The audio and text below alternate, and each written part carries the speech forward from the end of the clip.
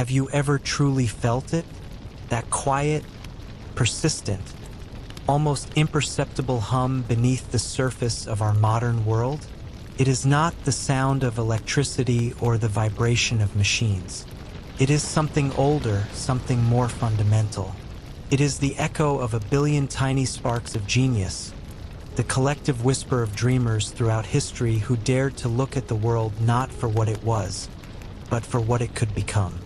Human history is a grand story, a narrative told not just in the triumphs of kings or the monumental battles of empires, but in the quiet, patient, often thankless toil of the inventor. It's a story written in workshops filled with the scent of sawdust and hot metal, in laboratories aglow with a strange, new, and sometimes dangerous light, and in the simple, world-changing thought that so often begins with a humble, almost childish question: what if? Tonight, we will journey back in time to witness a few of these pivotal moments, the birth of the ideas that quite literally forged our reality. We will stand as silent observers beside the giants whose restless curiosity became the engine of our progress. So settle in now, close your eyes, quiet your mind, and listen as we explore the birth of our world, one revolution at a time. The birth of the printing press.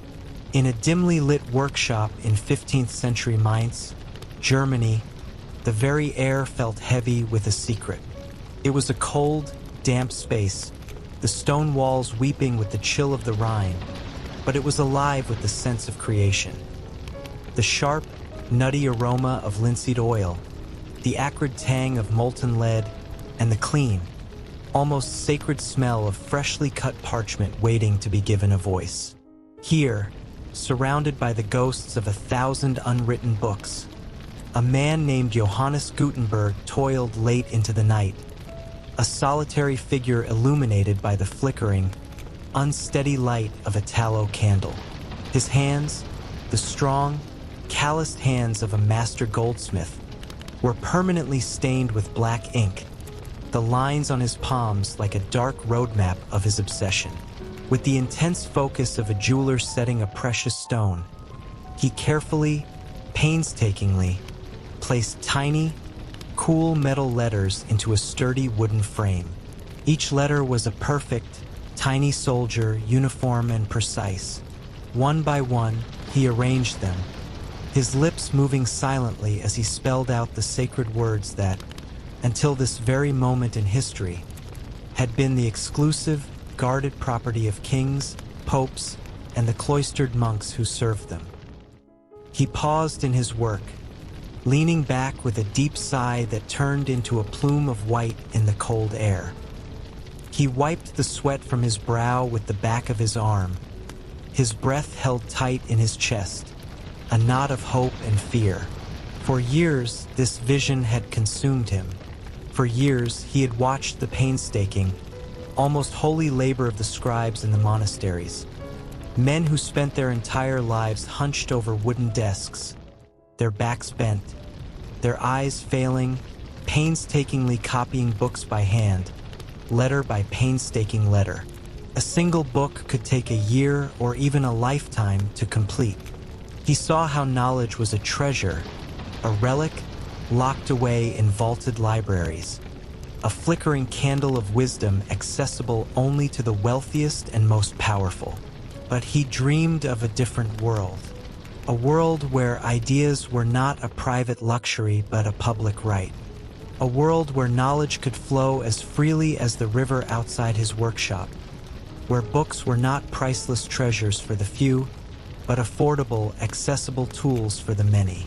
If this worked, if the strange, cumbersome machine, a hybrid of his goldsmithing skills and the simple, powerful press used to crush grapes for wine, could give a permanent voice to these silent metal letters, the world, he knew, would never be the same.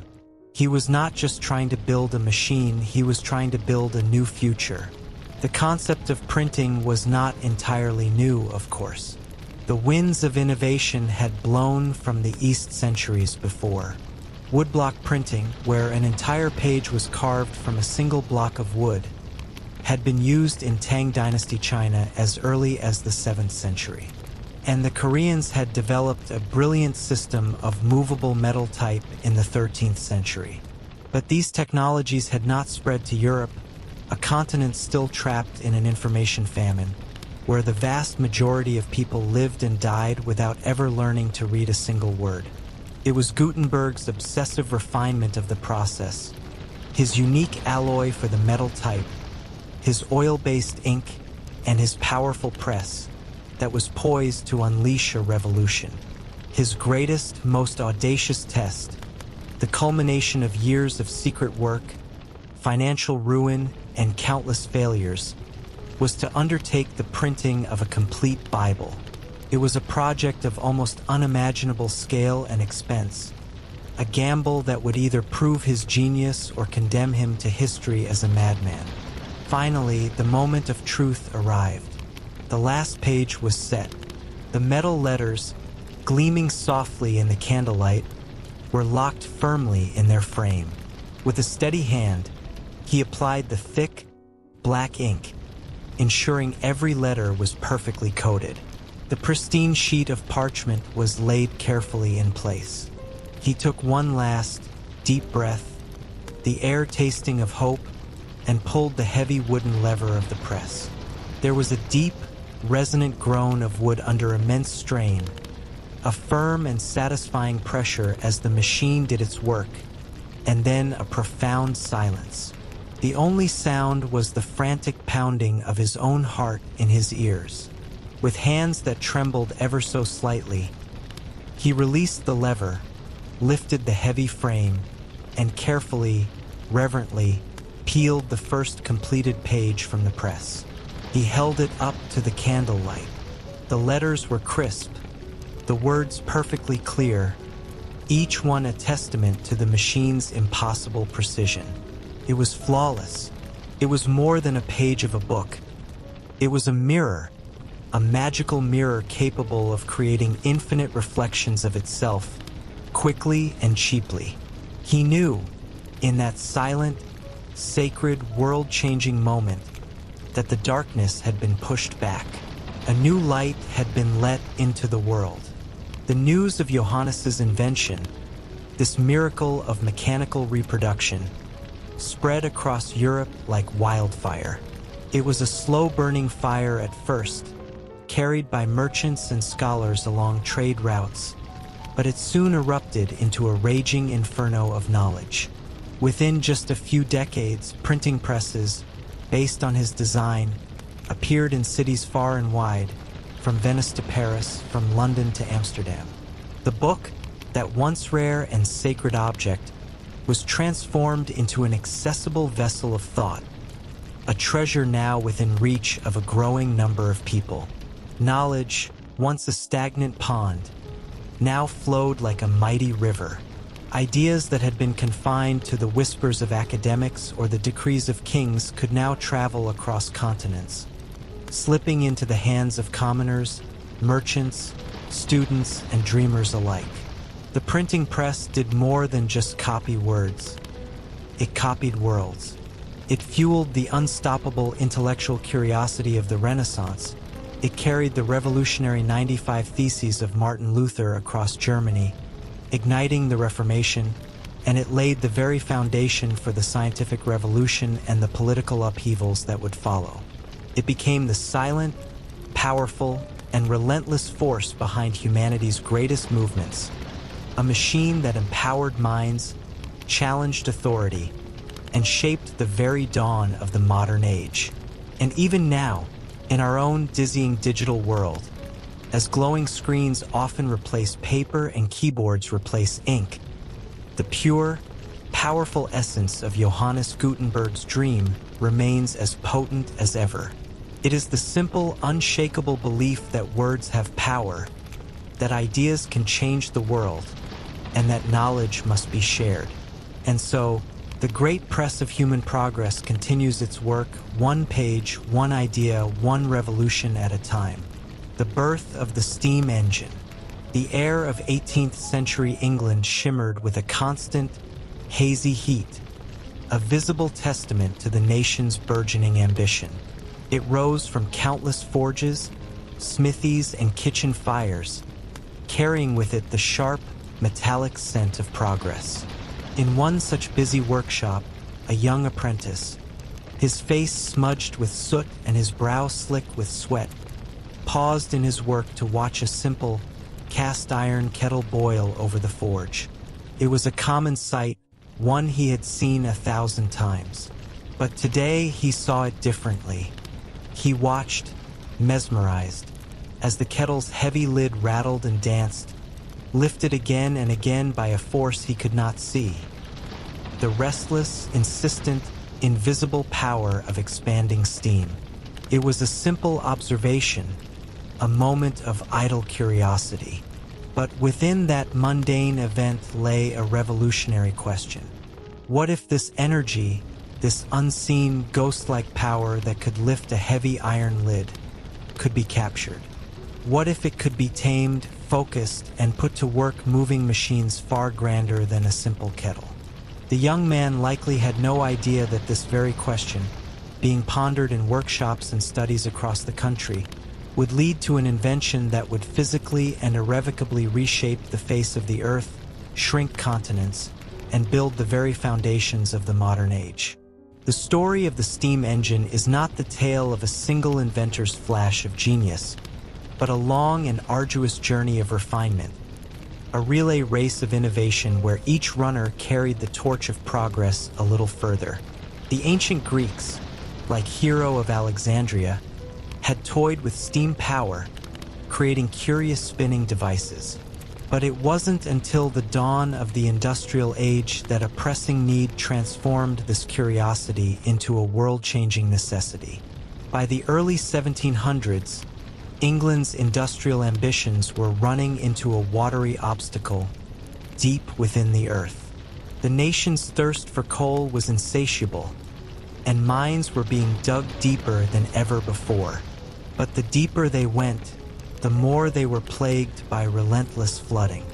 Groundwater would seep through the rock, turning the dark tunnels into dangerous, impassable swamps. The backbreaking labor of hauling water out bucket by bucket, or using inefficient pumps powered by teams of exhausted horses, could not keep up. The very fuel of the burgeoning revolution was in danger of being drowned. This dire challenge called for a new, more powerful solution. The first answer came from Thomas Newcomen, an English ironmonger and inventor who, in 1712, built the world's first practical steam-powered engine. His colossal atmospheric engine was a true behemoth of iron and wood. It used a massive piston, housed in a great brass cylinder, to harness the power of steam. By spraying cold water into the cylinder to condense the steam and create a vacuum, atmospheric pressure would then drive the piston down with immense force. This powerful pumping motion was a game-changer, allowing flooded mines to be drained and enabling miners to venture deeper into the earth than ever before. Though it was slow, noisy, and wildly inefficient by modern standards, Newcomen's engine was a revolutionary breakthrough. It was the first machine to truly convert heat into useful work on an industrial scale, and it ensured the industrial age would be fueled by a steady, ever-growing supply of coal. But Newcomen's engine was a giant with a great and terrible thirst. It consumed vast amounts of coal and wasted enormous amounts of energy with every cycle.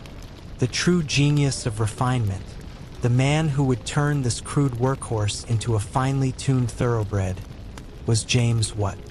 A brilliant Scottish instrument maker and engineer, Watt was tasked with repairing a model of Newcomen's engine in the 1760s. He quickly realized its fundamental flaw.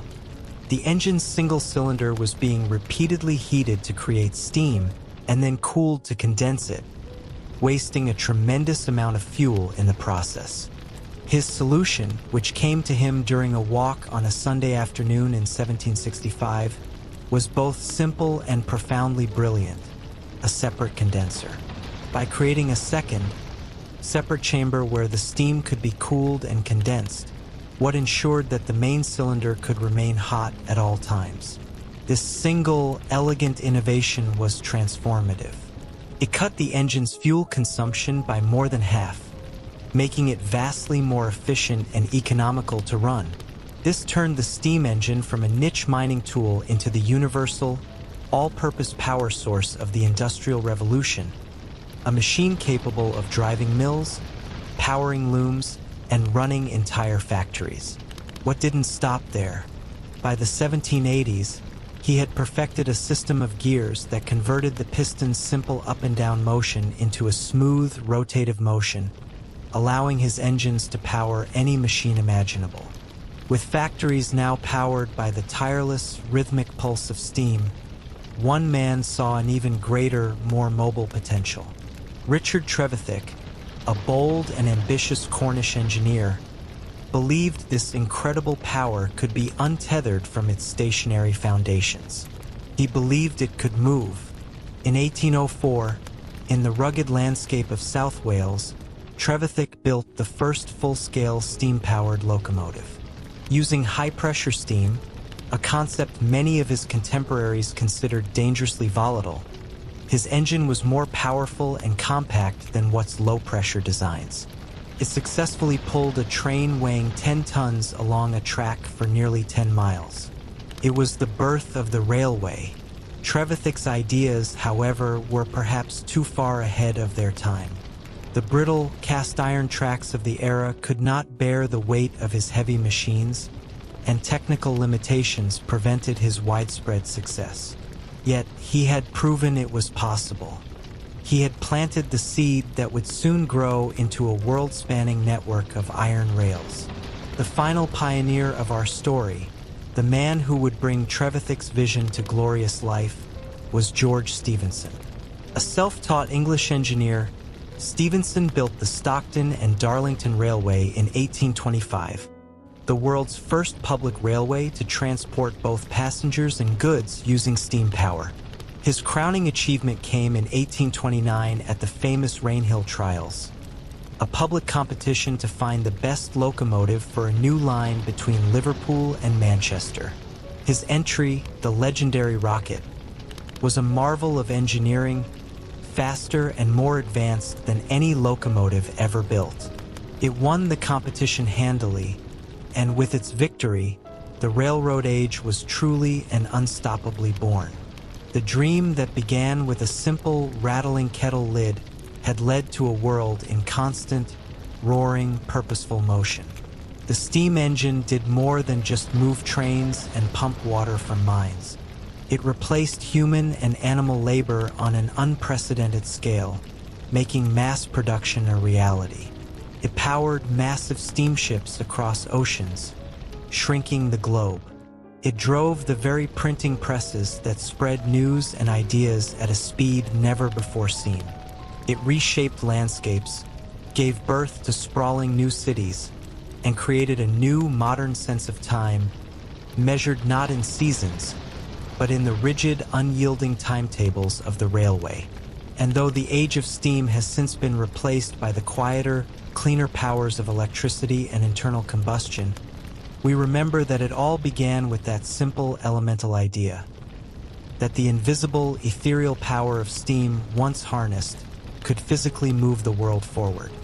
And so, the grand journey of invention continues, one powerful, world-changing revolution at a time. The birth of electricity.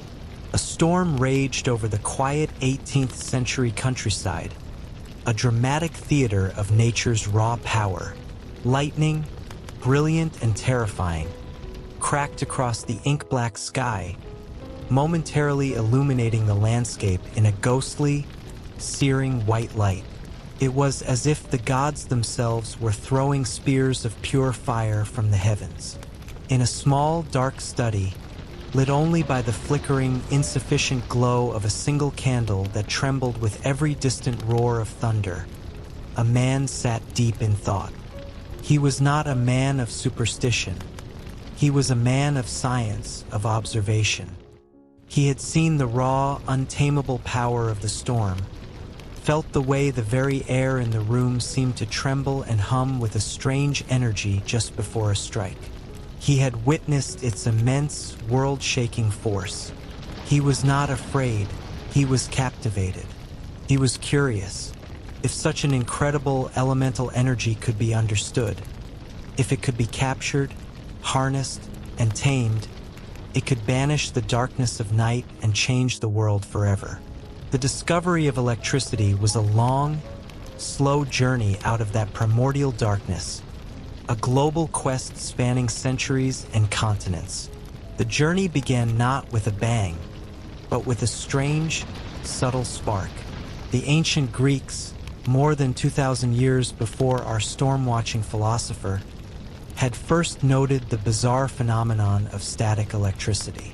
They observed that when they rubbed a piece of amber, electron in Greek, against fur, it would suddenly gain the mysterious ability to attract small, light objects like feathers or straw.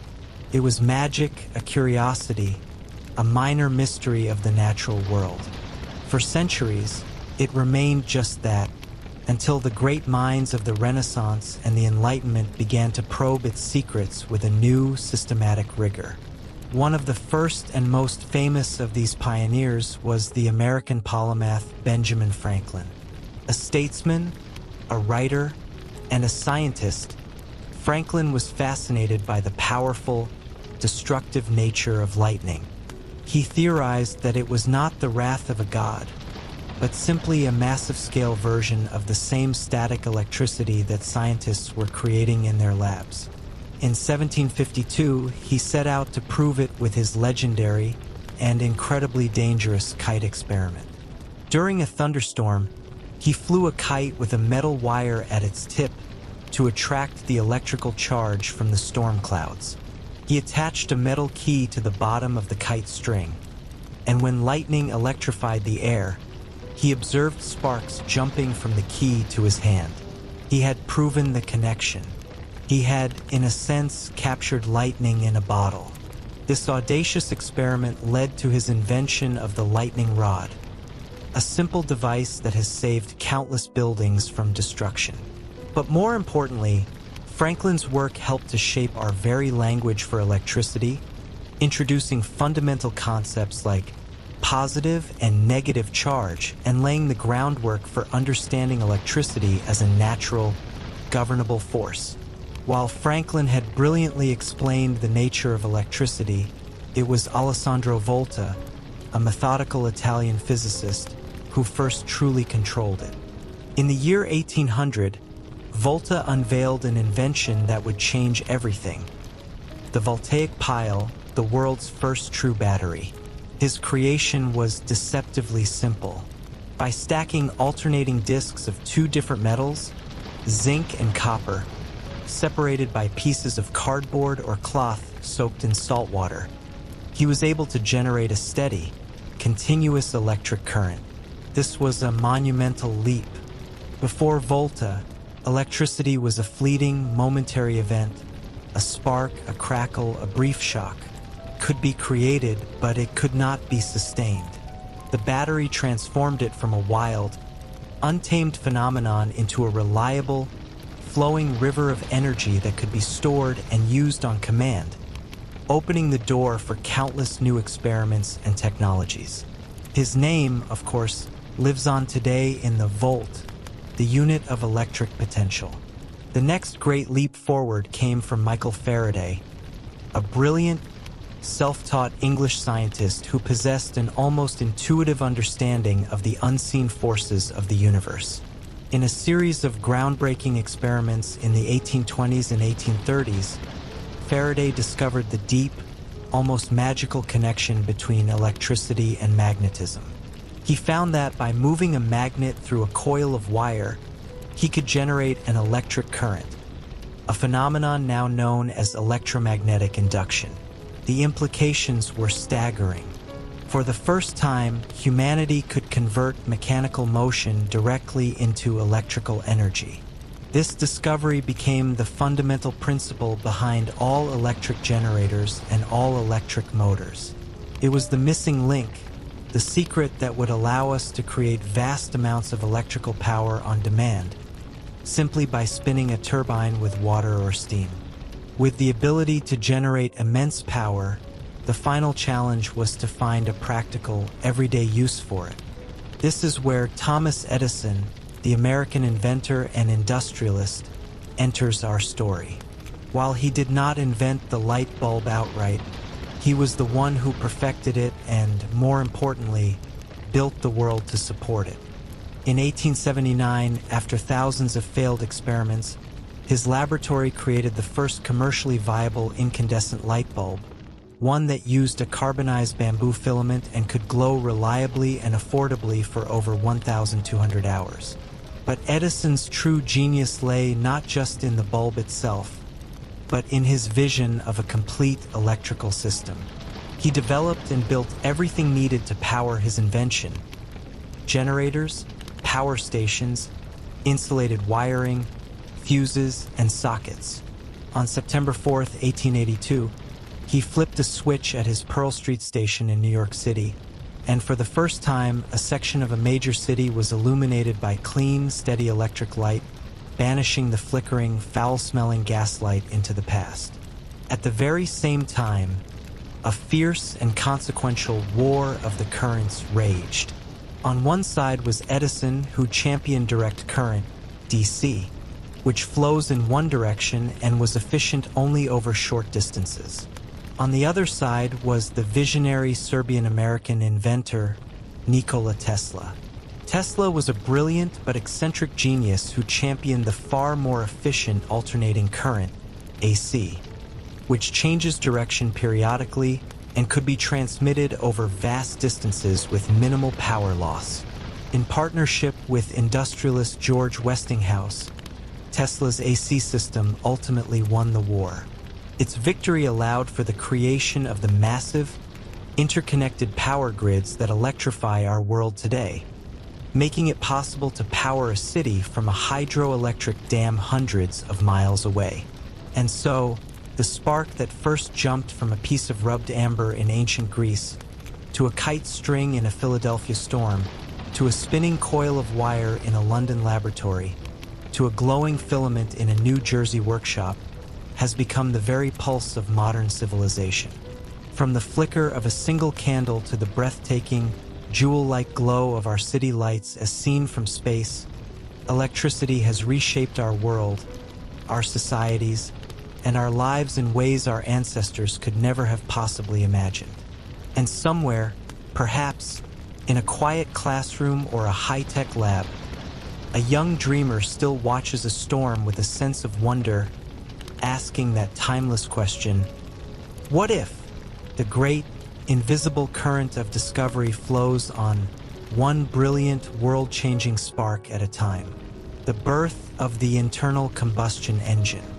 In a quiet, cluttered workshop in the late 19th century, the very air was thick with the scent of oil, hot metal, and radical new ideas. A man, his face smudged with grease and his fingers blackened with soot, sat hunched over a strange and complex contraption of pistons, gears, and pipes. He worked with an intense, almost feverish concentration, making minute adjustments, his ear attuned to the machine's every metallic sigh and click. He held a singular vision, a revolutionary dream. He envisioned a machine that could create its own power from within, an engine that was independent of the colossal boilers of the steam age and the tangled wires of the new electrical era. It would be a personal, portable heart of fire. If he could make it work, if he could safely harness the power of a tiny, contained explosion, it would change the world forever. The journey to create the internal combustion engine was a long and arduous one, filled with many brilliant minds across Europe, all working towards the same ambitious goal. The idea of harnessing the explosive power of fuel to generate motion dates back to the 17th century, with early experiments using gunpowder. But it wasn't until the 19th century that the first practical, reliable internal combustion engines finally emerged, ready to challenge the dominance of steam. The first crucial steps were taken in 1860 by Etienne Lenoir, a Belgian-French engineer. He built the first commercially successful internal combustion engine. Unlike the massive steam engines of the time, which relied on an external furnace to boil water, Lenoir's engine was ingeniously self-contained. It ran on coal gas, drawn from the same pipes that supplied the city's gas lights, and ignited the fuel inside its cylinder with a perfectly timed electric spark. By modern standards, it was crude, noisy, and remarkably inefficient, but it worked. It proved that an engine could generate power without steam. Lenoir even attached his engine to a three-wheeled carriage, creating one of the world's first, albeit slow and impractical, motorized vehicles.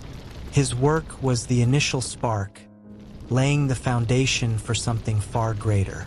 Lenoir's design had potential, but it was a dead end in terms of efficiency. It consumed fuel at an alarming rate and produced very little power. The true breakthrough, the invention that would define the very physics of almost every car engine for the next 150 years, came from Nicholas Otto, a methodical German engineer. In 1876, he perfected his four-stroke internal combustion engine, also known as the Otto cycle. His design was revolutionary in its efficiency.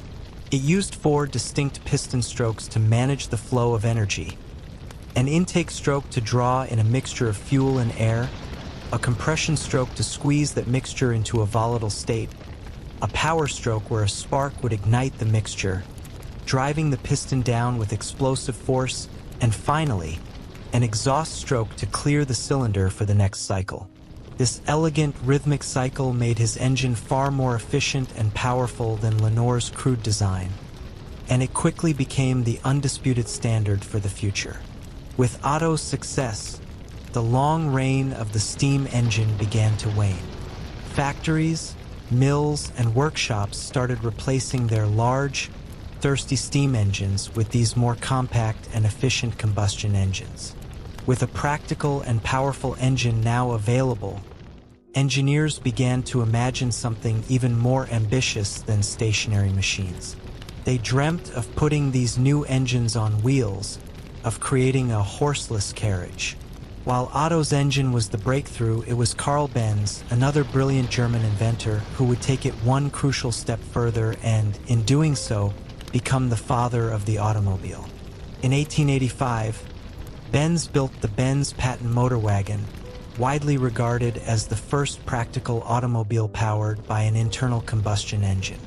This elegant three-wheeled vehicle had a single-cylinder gasoline engine that he designed himself. It was a marvel of integration, a complete vehicle where the chassis and engine were designed to work together.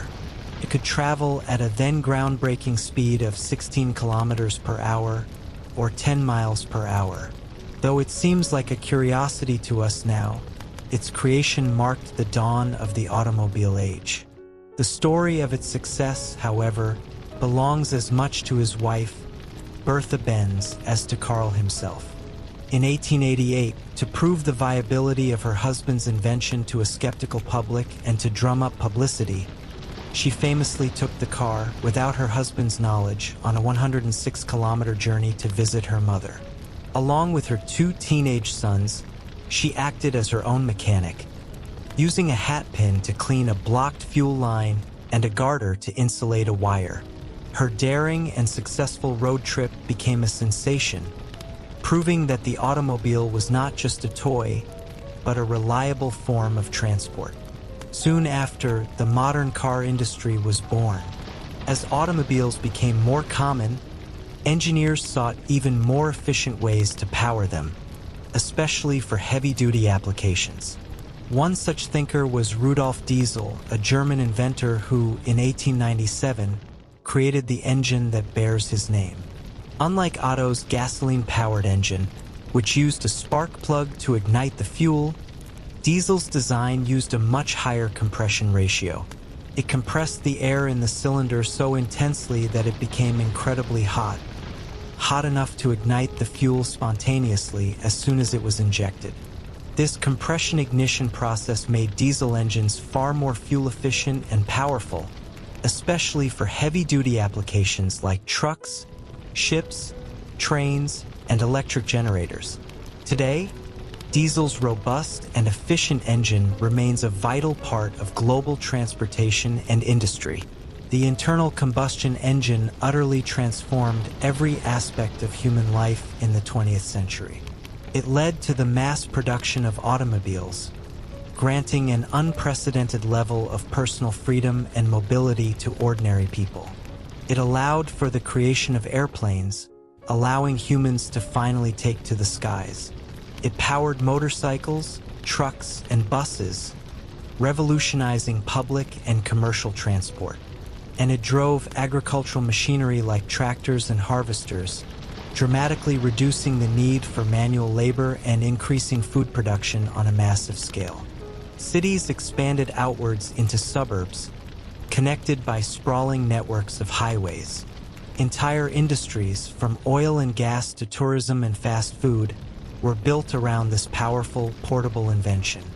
Now, as we journey deeper into the 21st century, electric vehicles and renewable energy sources are beginning to challenge the long dominance of the combustion engine. Yet, the profound legacy of Lenore, Otto, Benz, and diesel remains undeniable. Their collective innovations brought the world closer, made it faster, and granted a sense of personal freedom more widespread and profound than ever before in human history. And so, the fire that once sputtered and rattled in a humble German workshop has fueled more than a century of human progress and movement. From that first crude horseless carriage to roaring sports cars and jet-fueled aircraft, the internal combustion engine has been the very heart of modern civilization's relentless motion. But somewhere, perhaps in a quiet garage or a university lab, a young dreamer still tinkers with an engine, wondering what the next great revolution in transportation will be. And so, the long road of innovation stretches on before us, one powerful spark at a time. The birth of the telephone. In a dimly lit Boston workshop in 1876, wires snaked across the floor like metallic vines, connecting strange-looking devices made of wood, brass, and electromagnet coils. The air was tense with the smell of acidic battery solutions and the faint hum of electrical currents. A young man, his face a mask of intense concentration, sat hunched over a workbench, his fingers delicately adjusting a small, taut diaphragm on a strange, funnel-like contraption. In another room, down a long and echoing hallway, his assistant sat waiting, his ear pressed to a similar device. The young inventor, Alexander Graham Bell, took a deep, steadying breath and spoke softly into the receiver, his words embarking on a journey no human voice had ever taken before. And then, for the first time in the history of the world, a voice traveled as if by magic across a wire and was heard, clear and unmistakable, in a distant room. "Mr. Watson, come here, I want to see you." The story of the telephone is not the story of a single invention, but of a profound human dream. The dream of conquering distance, of being present with a loved one even when miles apart. It was a journey of discovery that spanned decades, with many brilliant minds laying the groundwork. Long before Bell's famous first words, scientists and inventors were fascinated with the idea of sending messages quickly over long distances. The electric telegraph, developed in the early 19th century, was a marvel, allowing messages to be transmitted as electrical signals across continents. But it was an impersonal medium, a language of sterile dots and dashes that required trained operators and could only send coded text. It could not carry the warmth, the nuance, the very soul of the human voice. The first breakthroughs in true voice transmission came in the mid-19th century. Charles Bourseul, a French scientist, theorized in 1854 that sound waves could be converted into electrical signals and then transmitted over wires. Around the same time, Johann Philipp Reis, a German scientist, built an experimental device that could transmit simple musical tones and even some muffled, indistinct spoken words. Yet no one had succeeded in creating a device that could clearly and reliably transmit the complexities of human speech in real time. That challenge would be met by Bell. Alexander Graham Bell, a Scottish-born inventor and teacher, had a deep and personal passion for sound and communication. His mother and his wife were both deaf, and much of his early life was dedicated to his work teaching the hearing impaired. This intimate understanding of the physics of sound and speech gave him a unique perspective. While experimenting with ways to improve the telegraph, to send multiple messages over a single wire, Bell became obsessed with a far grander idea: transmitting the human voice itself. With the crucial help of his skilled assistant, Thomas Watson, Bell developed a device that used a flexible diaphragm to mimic the human eardrum. As he spoke, the sound waves of his voice would cause the diaphragm to vibrate. These vibrations would, in turn, alter an electrical current, which would travel along a wire to a receiver in another room.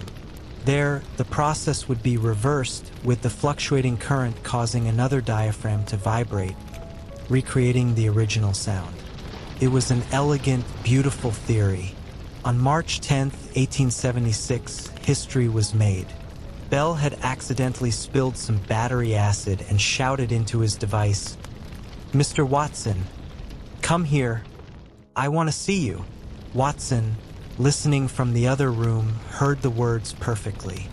He rushed into Bell's workshop, his face alight with astonishment. They had done it. They had captured a voice and sent it on a journey through a wire. Bell's claim to the invention of the telephone, however, was not without controversy. Elisha Gray, a brilliant American inventor, had also been working on a similar voice transmission device. In an astonishing coincidence that speaks to the spirit of innovation of the age, on February 14, 1876, just a few weeks before Bell's successful experiment, both Gray and Bell filed patents for their respective telephone designs at the U.S. Patent Office on the exact same day. Bell's application was processed first, by a matter of mere hours, leading to a fierce and prolonged legal battle over who truly invented the telephone. In the end, after years of litigation, the courts ruled in Bell's favor, securing his place in history. However, it is undeniable that Gray and other inventors played crucial roles in refining and improving the technology that would soon connect the world. At first, telephones were a rare and expensive luxury, requiring a direct, dedicated wire connection between two callers. But as demand grew, telephone networks began to expand. The first telephone exchanges were established in the 1880s, where human operators, almost always women, manually connected calls by plugging wires into vast, complex switchboards. By the early 20th century, companies like AT&T, originally founded by Bell, began the monumental task of creating a nationwide telephone network, using long-distance cables to connect cities. By 1915, the first transcontinental telephone call was made, with an older Alexander Graham Bell in New York speaking once more to his old assistant, Thomas Watson, who was now all the way across the continent in San Francisco. The invention of the telephone paved the way for even greater innovations. The 20th century saw the dream of wireless telephony become a reality. The first crucial step came in 1947, when researchers at Bell Labs proposed the idea of cellular networks, small, interconnected zones that could seamlessly hand off calls as a user moved between them. The technology of the time, however, was too primitive to fully implement the idea.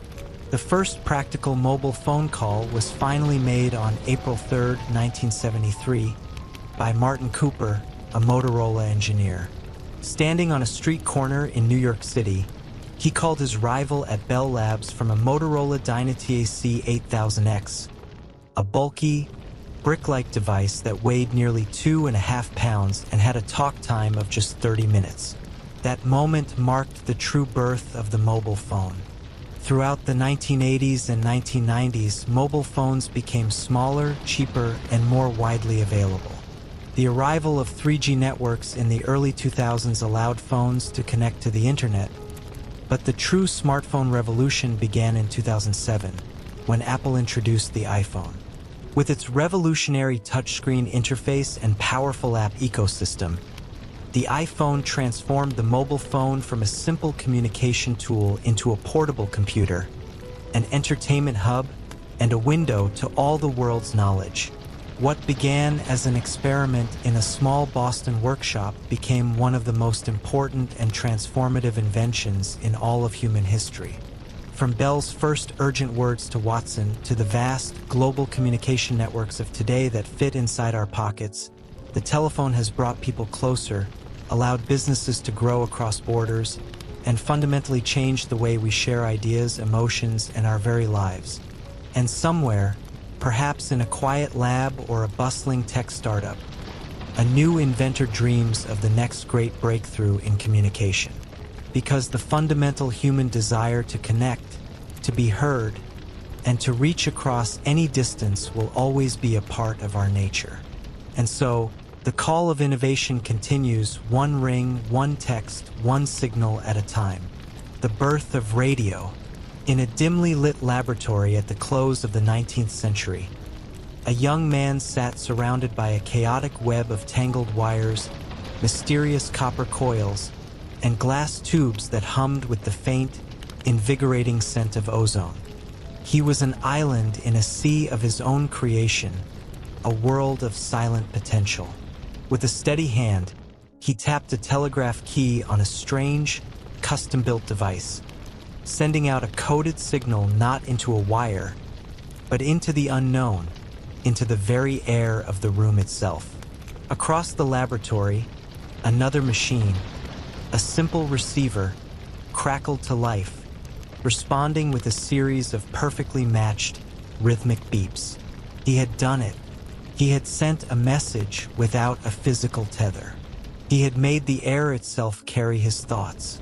What he didn't yet fully realize was that this simple, almost magical experiment, this wireless telegraphy, would one day grow to connect the entire world, carrying not just coded beeps, but human voices, soaring symphonies, and epic stories into the hearts and homes of millions.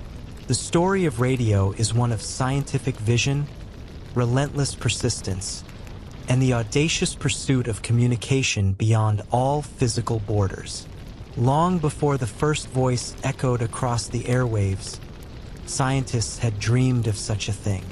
In the 1860s, a brilliant Scottish physicist named James Clerk Maxwell, through pure mathematical reasoning, proposed the existence of invisible electromagnetic waves that could travel through space at the speed of light. He had no way to prove his theory. It was a ghost, a mathematical prophecy. A few decades later, in the 1880s, a German scientist named Heinrich Hertz finally gave that ghost a form. In his laboratory, he successfully generated and detected Maxwell's invisible waves, proving their existence and unknowingly setting the stage for one of the greatest inventions in history. But the real breakthrough, the moment when theory became a world-changing technology, came in 1895 from an ambitious and visionary Italian inventor named Guglielmo Marconi. While others saw Hertz's waves as a scientific curiosity, Marconi saw a practical future. He set up a device in his family's garden, determined to send these invisible signals farther than ever before. With each experiment, with each refinement of his antenna and transmitter, his wireless messages traveled a little farther. First across the garden, then down the hill, then across several miles. He was met with skepticism from the scientific community, but he was undeterred. His ultimate goal was a feat that most considered impossible: to send a signal across the vast, empty expanse of the Atlantic Ocean. In December 1901, he made his attempt. In Newfoundland, Canada, Marconi and his team raised a large kite trailing a long antenna wire into the stormy winter sky, straining to hear a signal sent from a powerful transmitter in Cornwall, England, over 2,000 miles away. After days of battling the wind and struggling with his equipment, he heard it. 3 faint, distinct beeps, the Morse code for the letter S. The invisible waves he had harnessed had defied the curvature of the earth, defied the storm, and defied the skepticism of the world. He had proven that global wireless communication was possible. Marconi's wireless telegraphy was a revolution, but it still spoke in the language of dots and dashes. Not long after his triumph, a Canadian-born engineer named Reginald Fessenden took things a monumental step further. He believed it was possible to transmit not just beeps, but the human voice itself. On a cold and clear Christmas Eve evening in 1906, sailors on ships off the coast of New England, listening to their wireless sets for the usual coded messages, heard something they had never encountered before. It was something that must have felt like a miracle, a ghost on the airwaves. Instead of the familiar, sterile beeps of Morse code, a human voice came through their headphones. It was Fessenden, broadcasting live from his station in Massachusetts. He spoke, he played a recording of a Handel aria, and then he picked up his violin and played "O Holy Night." It was the world's first ever radio broadcast, a moment of profound wonder that signaled the true dawn of a new era of mass communication. As the 20th century unfolded, radio became a powerful and intimate force in society. In 1920, a station called KDKA in Pittsburgh aired the first public broadcast, announcing the live results of the U.S. presidential election. Soon, families all across the world were gathering around their new, handsome wooden radio sets, marveling as voices and music filled their living rooms as if from nowhere. Their imaginations, sparked by the sounds, painted vivid pictures that voices alone could create. Then came the golden age of radio, a time when the medium became the true heart of popular entertainment. Storytellers, comedians, and musicians filled the airwaves with life. Entire families would be held in thrall by thrilling detective stories and suspenseful dramas. They would laugh together at the antics of their favorite comedians and be moved to tears by sweeping radio plays. They would hear symphonies played live in distant concert halls and listen to Franklin D. Roosevelt's reassuring fireside chats that helped guide a nation through the Great Depression. During World War II, radio became an essential weapon of information, delivering urgent news from the front lines, inspiring speeches from leaders like Winston Churchill, and carrying coded messages that could change the course of the battle. But even as voices and stories filled the air, the technology continued to evolve. In the 1930s, a brilliant American engineer named Edwin Armstrong developed FM, frequency modulation, radio, which provided a crystal clear, high-fidelity sound, free from the static and interference that had long plagued the original AM amplitude modulation broadcasts. Soon after the war, the world witnessed the rise of the portable transistor radio. This small, revolutionary device, powered by batteries, gave people the ability to carry music and news with them wherever they went, to the beach, to the park, into their own private worlds. Radio was no longer just a piece of furniture in the living room. It was a personal companion. With the arrival of television and then the internet, many wondered if radio's golden age was over, if it would fade away into obsolescence. But instead, it transformed. It adapted. Satellite radio began carrying voices and music across the entire globe. The rise of the internet gave birth to podcasting, a new democratic form of radio that allowed anyone with a microphone and a story to become a broadcaster. Music streaming services gave listeners infinite choices at their fingertips. Radio had evolved, but its fundamental, magical essence remained the same. A single, human voice reaching out through invisible waves, connecting people across time and space. And so, even today, the sound of radio continues to travel, carried by the very same invisible forces that Marconi first harnessed in his garden.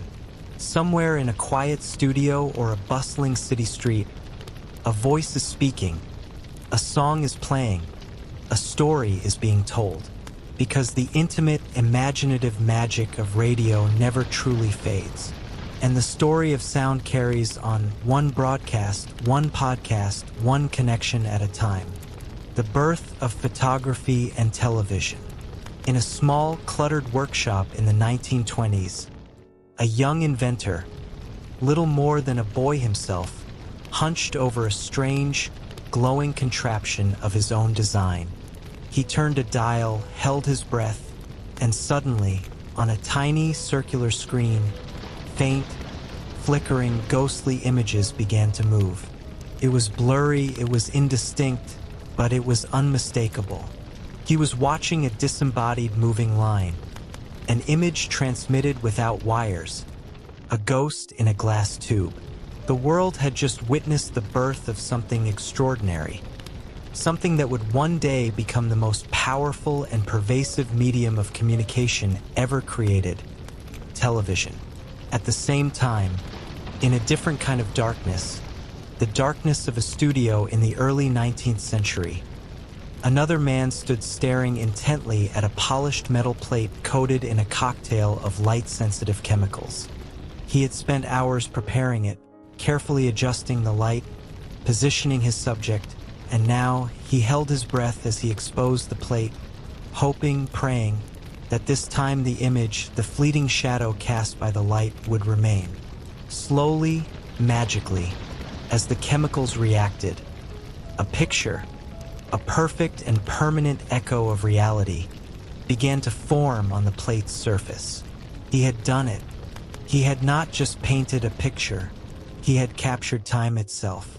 The stories of television and photography are intertwined. They are stories of curiosity, of relentless innovation, and of an unstoppable human desire to capture the world in all its fleeting beauty and motion, and to share it with one another. The story of television, the electric ghost. Long before television became a reality, inventors dreamed of transmitting images across distances. In 1884, a German inventor named Paul Nipkow designed the first mechanical scanning system, a spinning disc with a spiral of holes that could break an image into tiny points of light and, in theory, reassemble it elsewhere. It was a brilliant idea, but the technology wasn't ready yet. The first real breakthroughs came from two pioneers working on parallel, competing paths. In Scotland, John Logie Baird championed the mechanical approach. In 1928, using a more advanced version of Nipkow's spinning discs, he achieved a historic milestone. He broadcast the first moving image of a human face. It was a flickering, low-resolution, almost ghostly image, but it was undeniably a face, moving and alive, transmitted through the air. At the very same time, across the Atlantic, a 21-year-old farm boy and self-taught genius named Philo T. Farnsworth was pioneering a different and ultimately superior approach. He had spent his teenage years sketching ideas for an electronic image transmission system, inspired by the parallel lines he plowed in his family's fields. In 1927, in his small San Francisco laboratory, he successfully transmitted the first fully electronic television image, a simple, moving horizontal line. Though Baird's mechanical television was an incredible achievement, It was the electronic television pioneered by the young Farnsworth that would shape the future. Throughout the 1930s and 1940s, television evolved from a laboratory experiment into a household marvel. In 1936, the BBC in Britain began the world's first regular public TV broadcasts. In 1939, at the New York World's Fair, RCA unveiled the first commercial television sets, astonishing visitors with live images. World War II slowed progress, but after the war, television sales exploded. By the 1950s, television was the new heart of the home. Families would gather around small, black and white screens to watch the news, to laugh at comedies like I Love Lucy, and to be entertained by variety shows. In 1953, the first color broadcasts appeared, making the images on the screen even more magical. As the technology advanced, television reshaped the world. In the 1960s, live broadcasts brought historic, world-changing moments directly into people's living rooms. The most profound of these came on July 20th, 1969, when hundreds of millions of people around the globe watched, live and in awe, as Neil Armstrong took the first human steps on the surface of the moon. Television had transformed a historic event into a shared, universal human experience. Today, television has evolved beyond the simple screen. Streaming services like Netflix and YouTube allow people to watch anything, anytime. Smart TVs connect to the internet, making television interactive. And from those first flickering, ghostly shadows in a young inventor's workshop, the power of the moving image continues to capture the world's imagination. One frame, one story, one shared moment at a time. The story of photography, fixing a shadow. The idea of capturing an image is as ancient as the dream of flight. The camera obscura, a simple device that used a small hole to project an upside-down image onto a surface, was known to Chinese philosophers in the 5th century BCE. But while it could project an image, it could not preserve it, could not fix a shadow to a page. The real breakthrough came in the early 19th century. In 1826, Joseph Nicephore Niepce, a French inventor, created the world's first successful permanent photograph. Using a polished pewter plate coated in bitumen, he aimed his camera obscura out his workshop window and exposed the plate to the light. It required an exposure of at least 8 hours, a full day of patient waiting. But when it was done, a crude but permanent image of the buildings outside his window remained. In 1839, Louis Daguerre, an associate of Niepce, dramatically improved the process. His daguerreotype method, which used silver-plated copper sheets, shortened exposure times from hours to mere minutes and produced sharp, incredibly detailed, one-of-a-kind images. For the first time, it was practical to take a portrait of a person. At the same time, in England, Henry Fox Talbot was developing the calotype, which used paper negatives to make multiple positive prints, an early step toward the modern film photography we know today. Photography was no longer just an experiment. It was an art and a science that would soon spread across the entire world.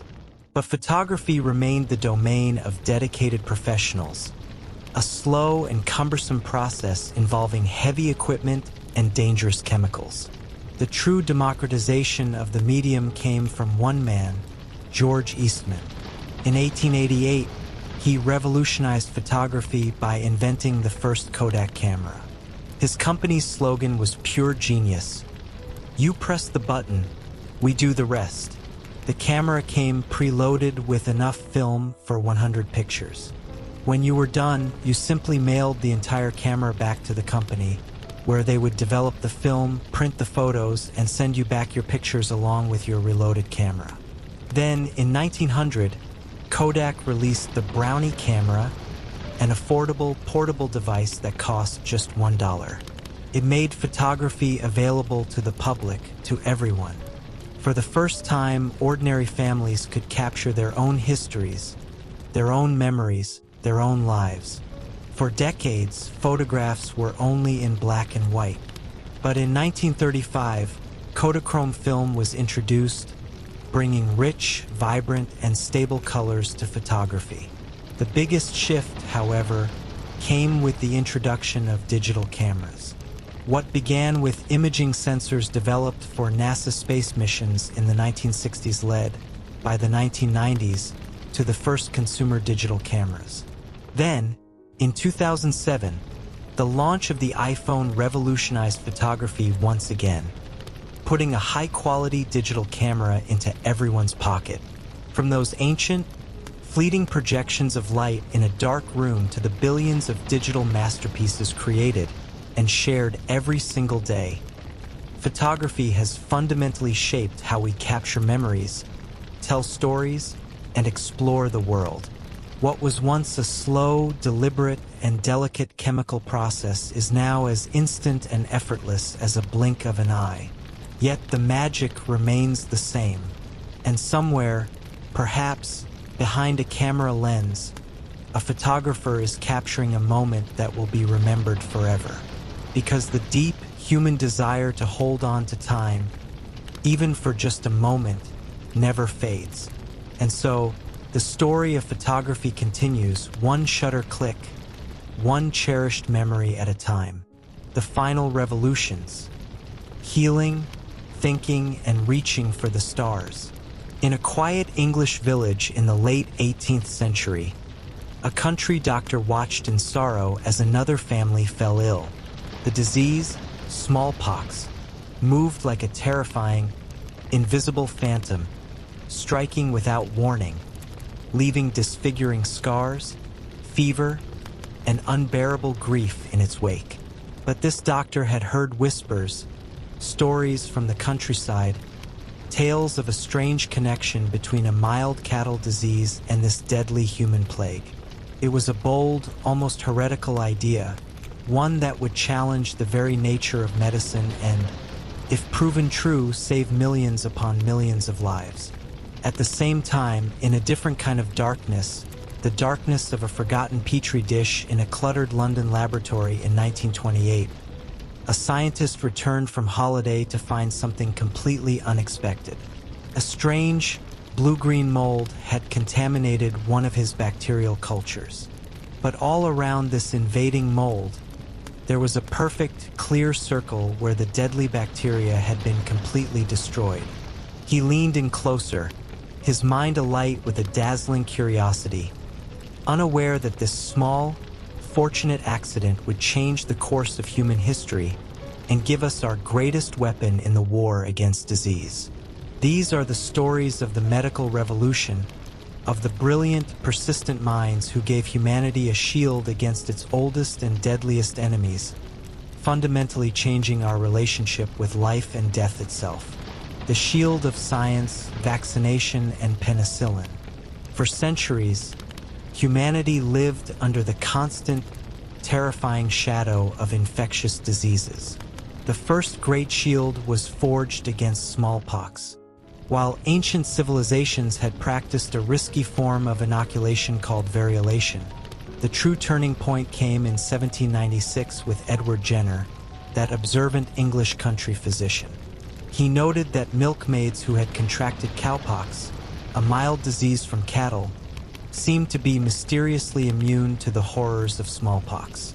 In a daring and ethically questionable experiment that would be unthinkable today, Jenner extracted material from a cowpox sore and introduced it into the arm of an 8-year-old boy, James Phipps.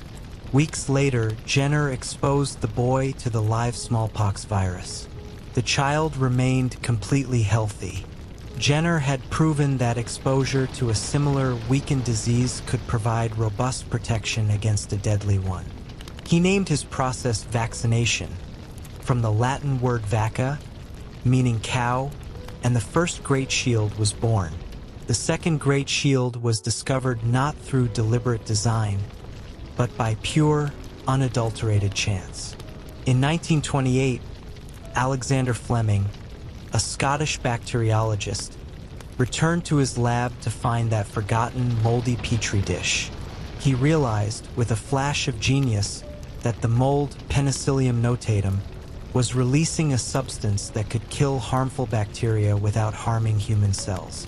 He named it penicillin, but Fleming struggled to purify this miracle substance in large quantities. For nearly a decade, its incredible potential remained locked away in his lab notes, until two scientists at the University of Oxford, Howard Florey and Ernst Boris Chain, took up the challenge.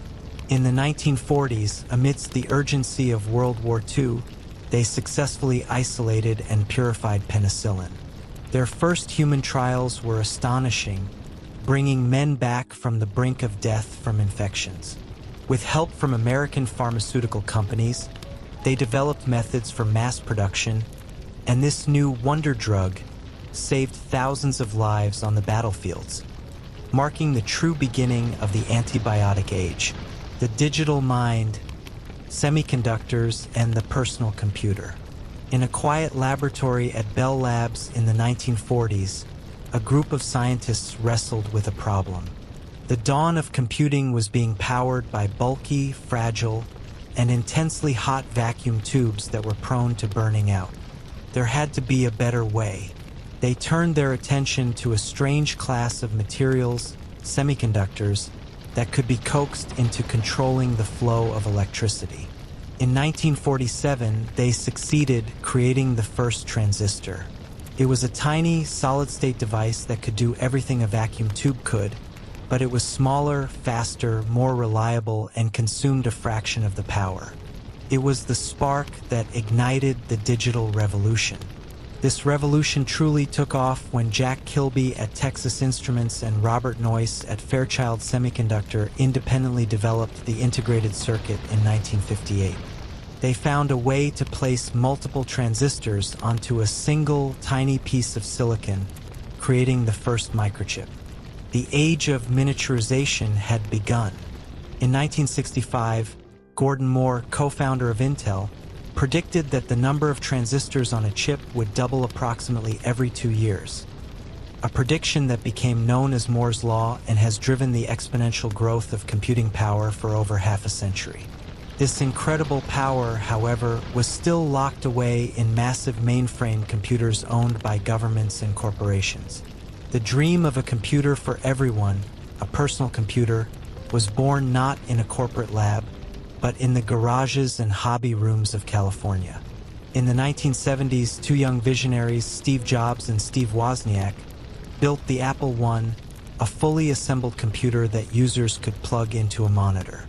At the same time, Bill Gates and Paul Allen were creating a software company called Microsoft, writing the operating system for the first real mass-market personal computers. The final piece of the puzzle came in 1984, when Apple, under the guidance of Jobs, released the Macintosh. It featured a revolutionary graphical user interface and a mouse, making computers intuitive and accessible to ordinary people for the first time. The digital world, once the exclusive domain of experts, was now open to all. And this led to the ultimate dream of computing, the creation of an artificial intelligence, a machine that could not just calculate, but learn, reason, and perhaps one day even create alongside us. The final frontiers, rockets and the atom. Even as humanity was creating a new world within the silicon of a microchip, it was also dreaming of conquering the worlds beyond its own.